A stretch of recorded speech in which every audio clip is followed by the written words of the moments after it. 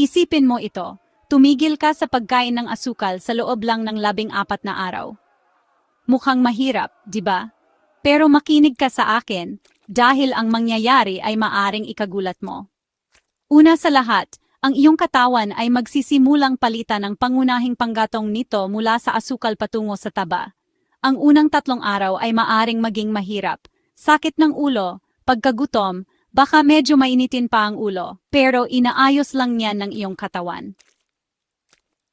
Ang kaunting dagdag na B vitamins at potassium ay makakatulong sa iyo na malampasan ang yugtong ito.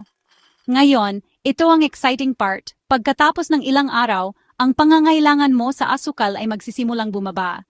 Wala nang matinding, kailangan ko ng chocolate ngayon na mga sandali.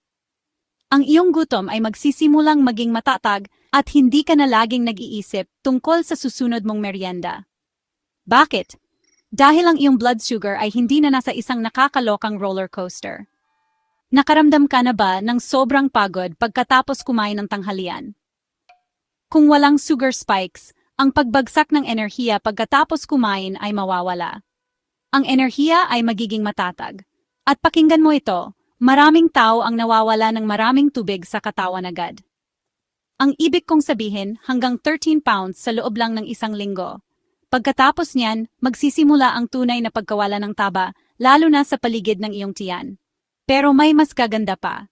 Maari mong mapansin na mas kalmado ka, hindi gaanong stressed, at mas focused. Wala ng brain fog.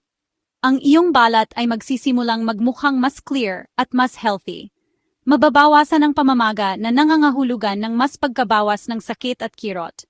Behind the scenes nito, ang iyong katawan ay gumagawa ng mga bagong enzymes, nililinis ang iyong atay, pinapabuti ang paggana ng iyong bato, at pinabawasan pa ang iyong pangmatagalang panganib sa mga problema sa puso. Kaya, kung nag-aalangan ka pa sa pagtigil sa pagkonsumo ng asukal, subukan mo lang ng 2 linggo at tingnan kung ano ang mangyayari. Maari nitong baguhin hindi lang ang iyong mga cravings, maari nitong baguhin ang buong buhay mo.